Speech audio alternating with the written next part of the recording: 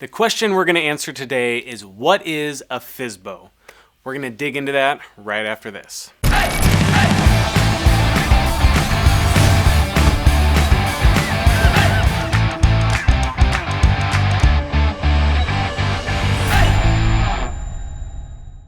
Now, FSBO is simply an acronym, FSBO, for sale by owner. Now, in the real estate industry, agents like myself, we might describe a listing as a FSBO. That house over there, that's a FSBO. Or that seller is going to go FSBO, meaning they're going to try to sell by themselves without the help of an agent. Now you know what FSBO means. I'm going to tell you how to do it well. This is something that most agents wouldn't talk about because it means that we don't get to work with that particular seller.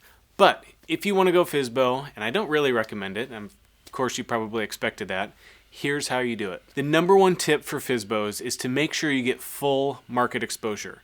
So how do you do that? Well, you need to get your listing or your house onto the local MLS. In the Seattle area, and I'm guessing it's like this all over the country, 99% of homes transact through the local MLS. So you need other agents, other buyers to be able to see your home, and the MLS exposes it to all of the different websites that everybody's trafficking on. The big listing websites like Zillow and all of the brokerage websites like Redfin or Sotheby's.com, those websites all pull data from the MLS. So you need your FSBO listing on the MLS so it gets exposed to the marketplace just like a normal listing with a brokerage would. So the question is, how do you do that? In most areas, there's going to be a flat rate service, a company where you pay a few $100 or $1,000 to get your house onto the MLS. You take the photos, you send it in, you give them all the information, and they post it for you, and now it's exposed to the marketplace. From here on out, this would be up to you to have the showings take place, answer the questions for agents,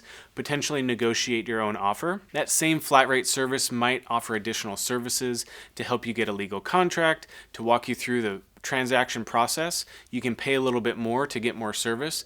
But in the end, if you really want to go for sale by owner, you need to do those things yourself.